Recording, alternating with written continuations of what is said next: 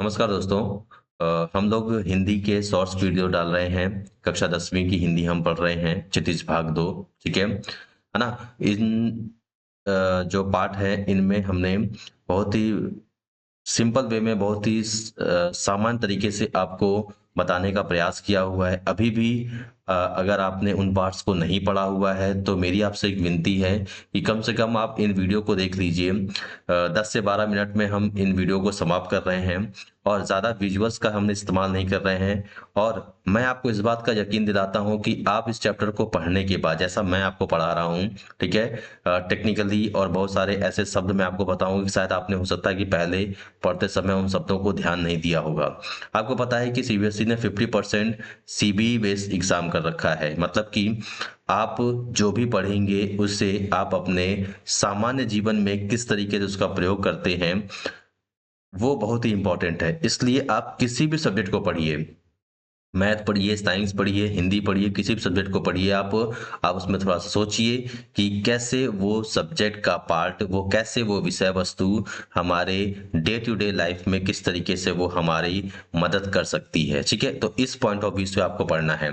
तो मैं जो आपको चीज़ें पढ़ा रहा हूँ और मैं उसमें आपको बहुत सारी चीज़ें कनेक्ट भी करूँगा कि किस तरीके से चैप्टर कहाँ-कहाँ पे कनेक्ट होता है हमारे वास्तविक जीवन से, ठीक है? तो ध्यान से देखिए, विजुअल्स कम है लेकिन मैं आपको इस बात की गारंटी देता हूँ कि आप इसको सुनने के बाद आपका नजरिया बदल जाएगा इस चैप्टर को मेरे द्वारा पढ़ने के बाद, ठीक है? इस बात की मैं आपको गारंटी देता हूँ। देखिए, शुरू करते हैं। देखिए, अब इस चैप्टर में ये जयशंकर प्रसाद जी के द्वारा लिखा गया एक छायावादी कविता है, आत्मकथ्य, ठीक है? आपने आत्मकथा के बारे में पहले सुन रखा है, बहुत अच्छे से जानते हैं आप। आत्मकथा मतलब कि एक आपने सुना होगा बायोग्राफी और एक होता है ऑटोबायोग्राफी, ठीक है? आत्मकथा में क्या होता है, लोग अपने बारे में बताते हैं, ठीक है?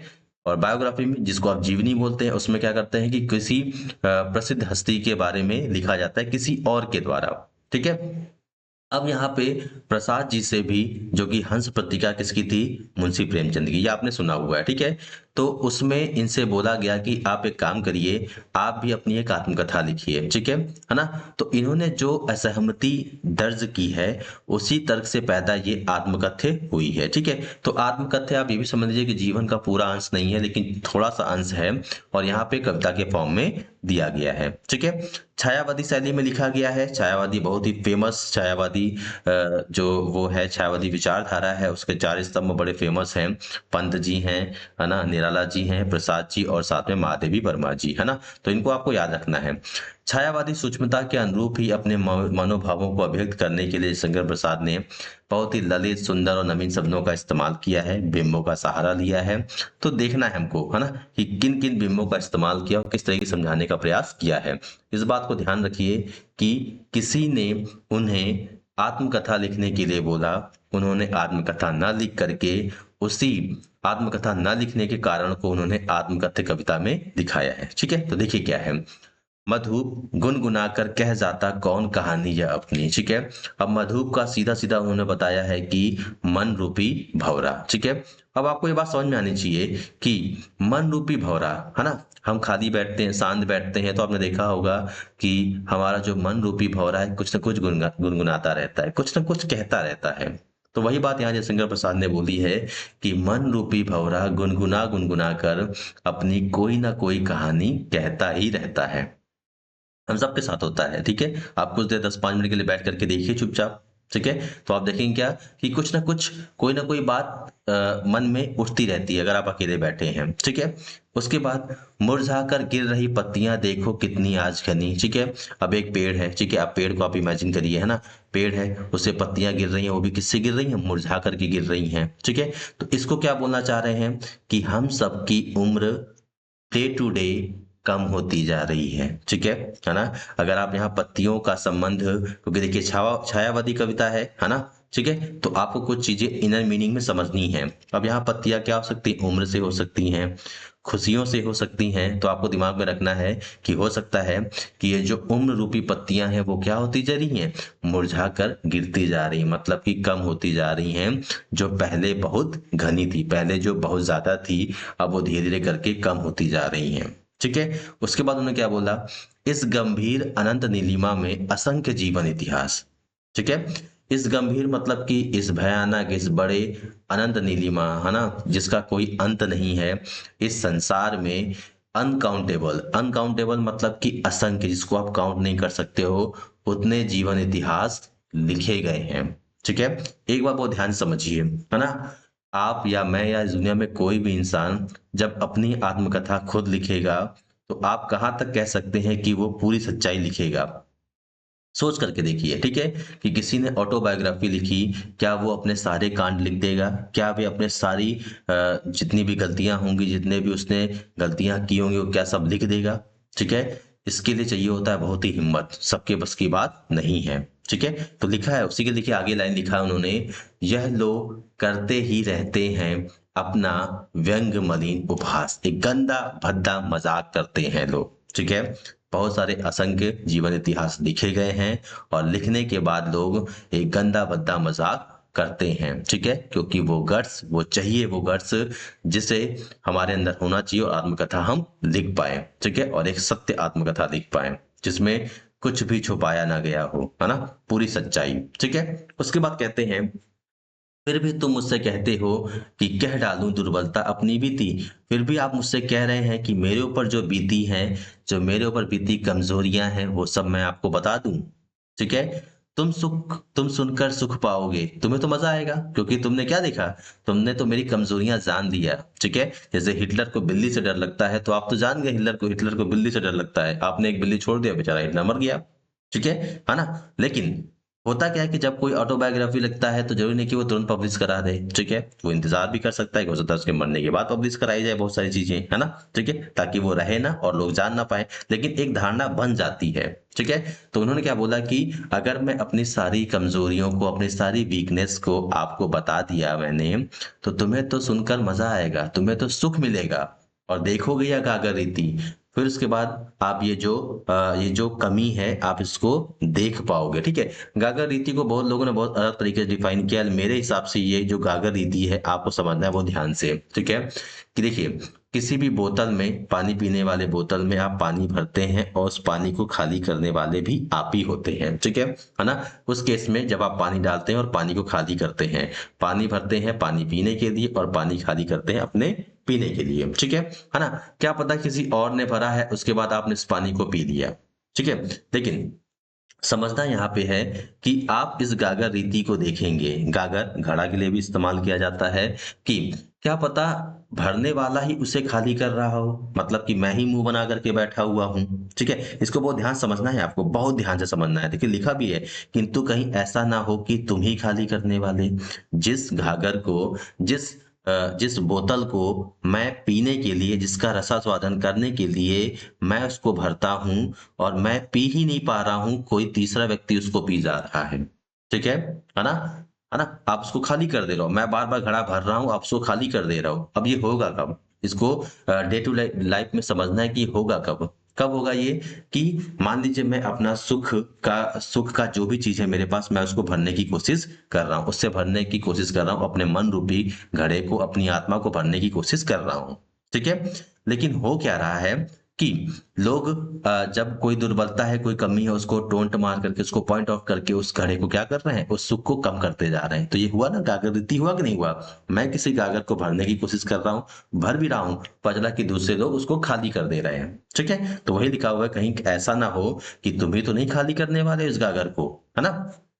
इसके बाद बोलते हैं, अपने को समझो मेरा रस ले अपनी भरने वाले। ठीक है, तो आप अपने आप को देखिए, अपनी कमियों को देखिए, अपने आप को समझने की कोशिश करिए पहले। ठीक है, मुझ में मजा लेने के बजाय, मेरे चीजों में मजा लेने के बजाय, अपने घड़े को भरने के बजाय, आप अपने आप को समझिए पहले, अपने आप की कमजोरियों को जानिए। ठीक है ना, यह विडंबना अरी सरलते तेरी हंसी उड़ाऊं मैं। ठीक है, ये मेरी विडंबना है, ये बहुत बड़ी विडंबना है, कि हो सकता है कि मैं इस बात को बहुत ही आसानी से हंसी उड़ा सकता हूं। किस बात के लिए, कि भूलें अपनी या प्रवंचना औरों को दिखलाऊं मैं। ठीक है ना, अब आप देखिए, बहुत ध्यान समझिए इस चीज को, कि भूलें और प्रवंचना मैं औरों को कैसे दिखला दूं, औरों को कैसे बतला दूं, मतलब कि दूसरों को कैसे आत्मकथा में लिख करके उन तक पहुंचा दूं। ठीक है ना, बहुत ही आसान बात लगती है, हो सकता है कि हंसी में लोग इस बात को उड़ा सकते हैं, लेकिन मेरे लिए ये हंसी की बात नहीं है। क्यों? क्योंकि देखिए, भूल और प्रवंचना, भूल पता ही है आपको जो आपसे गलतियां भूलें हो गई, ठीक है। प्रवंचना का मतलब होता है धोखा, है ना। प्रवंचना और भूलें, आप अगर मान लीजिए भूल करते हैं और आपको किसी ने धोखा दे दिया, दोनों केस में बदनामी किसकी होगी, ठीक है। अगर यहाँ पे राइटर ने, कवि ने ये बात लिखी है, इसका सीधा सा मतलब है कि अगर वो लिख देता है कि मुझसे ये भूलें हुई हैं, मुझसे ये भूलें हुई हैं और ये धोखे मुझको मिले हैं, ठीक है। दोनों केस में तो कवि की बदनामी होगी कि क्या तुम इतने इतने इतने कमजोर थे कि तुमको कोई धोखा दे के चला गया, और तुम क्या इतने मूर्ख हो कि ये छोटे छोटे भूल कर रहे हो, है ना। ये बात समझ में आ रही कि नहीं आ रही आपको? बड़े आराम समझ में आ रही होगी ये बात कि किस तरीके से ये बड़े आसानी से हंसी उड़ाने वाली बात है कि मैं अपनी भूल और प्रवंचना को कैसे आपको दिखला दूं, है ना। दोनों में मेरी बदनामी है कि मैं अपनी भूल दिखाता हूं तो भी मेरी बदनामी है, मैं अपने धोखे दिखाता हूं बताता हूं आपको तो भी मेरी बदनामी है, ठीक है। फिर उसके बाद शुरू करते हैं। ये प्राइवेसी मैटर का मामला है, प्राइवेसी, ठीक है, आप समझिए इसको ध्यान से। प्राइवेसी मैटर्स, है ना। उज्जवल गाथा कैसे गाऊं मधुर चांदनी रातों की, मैं उस उजली रातों की गाथाएं कैसे गा दूं, उन मीठी मधुर चांदनी रातों की बातों को कैसे कह दूं आपके सामने। इट्स मैटर ऑफ प्राइवेसी, ये मेरी प्राइवेसी का मैटर है। मैं क्यों उन अच्छी बातों को, उन अच्छी यादों को आपके सामने लिख करके रख दूं, अरे खिलखिलाकर हंसने होने वाली उन बातों को, ठीक है। उन बातों में, उन बातों को, जो बातें, जिन बातों पे मैं खिलखिलाकर हंसा करता था, उन बातों को मैं क्यों आपके सामने लिख करके रख दूं। ये प्राइवेसी है, ये मेरा निजीगत का मामला है, मतलब कि ये निजित्व का मामला है ये, ठीक है। मैं कैसे आपको उसके सामने रख दूं? देखिए बहुत ध्यान सुनिए कि आप इसे चाहे तो ईयरफोन में लगा करके सुने, ठीक है। रेट ऑफ स्पीच थोड़ा सा ज्यादा है क्योंकि हमें वन शॉट वीडियो बनाना है, लेकिन मैं इस बात की आपको गारंटी फिर से देता हूं कि अगर आप इसको पढ़ते हैं, इसको सुन लेते हैं केवल, आपके बहुत सारे डाउट्स क्लियर हो जाएंगे, ठीक है। और पक्के तौर पे इस तरीके से आपको पहले किसी ने नहीं पढ़ाया होगा, अगर आप इसको पूरा सुन लेते हैं तो बहुत सारे डाउट्स आपके क्लियर हो जाएंगे, ठीक है। विजुअल्स नहीं है लेकिन आवाज से आप इस चीजों को बहुत अच्छे से समझ पाएंगे, है ना। कि मैं जिस समय पे खिलखिला के हंसा करता था, उन बातों को मैं क्यों लिख करके दे दूं, ठीक है। फिर उसके बाद वो अपना दर्द जाहिर करते हैं कि मुझे वो सुख कहाँ मिला जिसका स्वप्न देख करके मैं जाग गया। मैंने कोई एक स्वप्न देखा, मैंने कोई एक ड्रीम देखा, मैंने कोई एक वो विजुअल्स देखे जो जिसकी मुझे चाह थी, ठीक है। और मैं उसे देखता गया, है ना। और वो जो सुख था, वो स्वप्न रूपी सुख मुझे नसीब नहीं हुआ, ठीक है। आलिंगन में आते आते मुस्कुराकर जो भाग गया, ठीक है। आपने एक रील्स देखा होगा, बड़ा फेमस रील्स है। आपने देखा होगा कि एक लड़का खड़ा है, उसके पीछे एक लड़की खड़ी है, ठीक है, सॉरी, सामने एक लड़की खड़ी है ना। इसके पीछे एक और लड़का खड़ा है। लड़की यहाँ से भागती हुई आती है, लड़का दोनों हाथ फैलाए हुए है कि बस अभी लड़की आकर के उससे गले मिल जाएगी, ठीक है।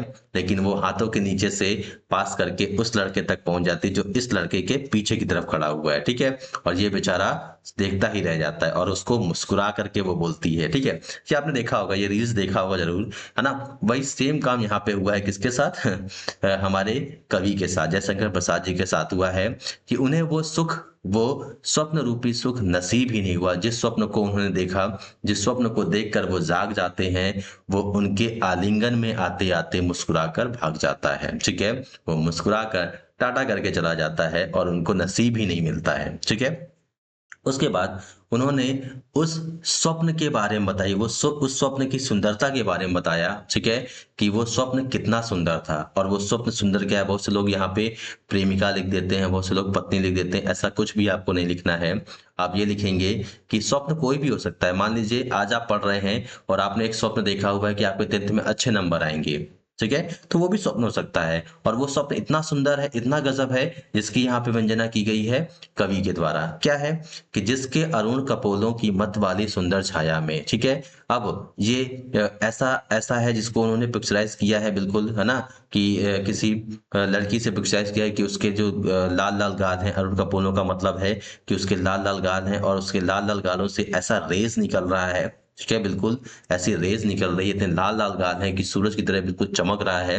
वहाँ से जो रोशनी पा रही है कौन? प्रेम करने वाली सुबह की जो उषा होती है, भोर होती है, वो अपने सुहाग के साथ उस मधुमाया में बिल्कुल मद-मस्त है, बिल्कुल मस्त है, ठीक है? वहाँ से वो रोशनी पा रही है, कहाँ से? उस सुंदर स्त्री के गाल से वो रोशनी पा रही, इतनी ज़्यादा वो चमक है, इतना ज़्यादा वो स्वप्न बेहतरीन है, ठीक है? तो उसके अरुण कपोलों की मतवाली सुंदर साया में अनुरागणी उषा मतलब प्रेम करने वाली जो भोर है, वहाँ से वो क्या पा रही है? वहाँ से वो रोशनी पा रही है। सोचिए इतनी बड़ी बात बताई है, ठीक है? अब देखिए उसकी स्मृति पाथेय बनी है थके पथिक की पंथा की, ठीक है? अब ध्यान रखना है आपको कि आप किन मेमोरीज़ को लेकर के आगे बढ़ते हैं, ठीक है? ये भी सीबीई बेस्ड क्वेश्चन हो सकता है कि आप फ्यूचर में, ज़िंदगी में किन मेमोरीज़ को लेकर के आगे बढ़ते हैं? आपके साथ बैड मेमोरीज़ हैं, गुड मेमोरीज़ हैं, ठीक है? कुछ बुरा हुआ है आपके साथ, वो भी आपकी स्मृतियों में है और कुछ अच्छा हुआ है, वो भी आपकी स्मृतियों में है, ठीक है? तो आप क्या करते हैं, आप अच्छी स्मृतियों को अपने साथ में रखते हैं तो आपका जीवन आसान होगा। यही संदेश दिया है जयशंकर प्रसाद ने कि उस बेहतरीन स्वप्न को उन्होंने अपने जीवन का क्या बनाया है? मार्गदर्शक पाथेय बना दिया है, संबल बना लिया है। मतलब कि उसका इस्तेमाल जब भी वो कभी निराश होते हैं तो वो करते हैं। ठीक है ना? तो लिखा है उन्होंने कि उसकी ही स्मृति, उसकी ही मेमोरीज़ को मैंने पाथेय बना दिया है और वो मेरे थकावट भरे जीवन में वो एक पंथा की तरह काम करती है, ठीक है? सॉरी वो एक संबल की तरीके से काम करती है। जब भी कभी मैं थकता हूँ, तो मैं उससे थोड़ा-सा एनर्जी महसूस करके फिर मैं आगे बढ़ जाता हूँ, ठीक है? उसके बाद उन्होंने क्या बोला सिवन को उधेड़ कर देखोगे क्यों मेरी कंथा को कंथा मतलब दुख है तकलीफ है जिन तकलीफों को मैंने सिल दिया है ठीक है सिलना आपको समझ में आता ही होगा जिन तकलीफों को मैंने सिल दिया है उन तकलीफों को आप क्यों उधेड़ करके देखना चाहते हैं ठीक है उन तकलीफों को आप उधेड़ना क्यों चाहते हैं ठीक है बहुत सारे गम बहुत सारी तकलीफें होती हमारे आपके जीवन में जिसे हम कहीं ना कहीं छुपा करके रखते हैं उनको सिल करके रखते हैं हम नहीं चाहते हैं कि वो तकलीफ दोबारा फिर से सामने आए ठीक है ना उसके बाद बोलते हैं कि छोटे से जीवन की कैसे बड़ी कथाएं आज कहूँ बहुत बड़ा जीवन मैंने नहीं जी लिया है बहुत बड़े बड़े एक्सपीरियंस मेरे पास नहीं है बहुत बड़ा बड़ा अनुभव नहीं है कि मैं उसकी कथाएं आज लिखने बैठूं ठीक है बहुत ही छोटा जीवन है मेरा बहुत ही सामान्य जीवन है मेरा उसकी बड़ी कथाएं नहीं लिखी जा सकती हैं इसलिए मुझे लिखने का है ना कोई भी वो नहीं है ठीक है कोई भी रुचि नहीं है क्या यह अच्छा नहीं कि औरों की सुनता मैं मौन रहूं और ये क्या अच्छा नहीं है कि मैं बहुत सारे लोगों का आत्मकथा सुनता रहूं और खुद को मौन रखूं क्योंकि ये एक तरीके का व्यंग्य है देखिए उन्होंने शुरुआत में ही बोल दिया कि बहुत सारे लोग आत्मकथा लिख करके गंदा मलिन मजाक भद्द मजाक करते ही करते हैं क्योंकि लोग सच्चाई छुपा लेते हैं सच्चाई लिखते नहीं है ठीक है ना तो ये कहते हैं कि मैं ये अच्छा नहीं है कि मैं औरों की सुनूं और खुद पे मौन रहूं नहीं, सुनकर क्या तुम भला करोगे मेरी भोली आत्मकथा फिर वो बोल भी देते हैं कि तुम क्या भला करोगे भाई इस मेरी भोली आत्मकथा को सुन के करोगे भी क्या तुम और क्या भला कर पाओगे मेरा ठीक है जो बुरा जो अच्छा हुआ मेरे साथ वो मेरे अपने अतीत में मेरे साथ में है ठीक है उसको आप सुन करके करोगे भी क्या इस भोली आत्मकथा को आप सुनने के बाद करोगे भी क्या ठीक है फिर उसके बाद बोलते हैं अभी समय भी नहीं है थकी सोई है मेरी मौन व्यथा ठीक है वो मौन व्यथा जिसको मैंने चुप करा करके उस तकलीफ को सुला दिया है वो थक करके सोई है और ये समय नहीं है कि उस मौन व्यथा को जो अभी चुपचाप सो रही है उसको जगाने का ठीक है क्योंकि जब आप अपनी स्मृतियों में वापस जाएंगे है ना व्यथा तकलीफें ये सब जागृत होंगी और जब जागृत होंगी उन यादों में तकलीफें हैं और तकलीफें आपको और ज्यादा तकलीफें देंगी तो उन्होंने बोला कि अभी ये बिल्कुल सही समय नहीं है कि मैं उन थकी हुई है ना उन व्यथाओं को जागृत करूं और लेकर के सामने आओ मुझे वो तकलीफ दें ठीक है तो ये एक समरी है वन शॉट वीडियो है उम्मीद होगा आपको समझ में आएगा फिर भी अगर इसमें आपको कोई करेक्शन चाहिए हो ठीक है तो आप मुझे कमेंट बॉक्स में लिख सकते हैं ठीक है और हम सीरीज ला रहे हैं बोर्ड एग्जाम से पहले ही आपको सारे वीडियो मिल जाएंगे क्लास 10 के हिंदी के क्षितिज भाग 2 के है ना धन्यवाद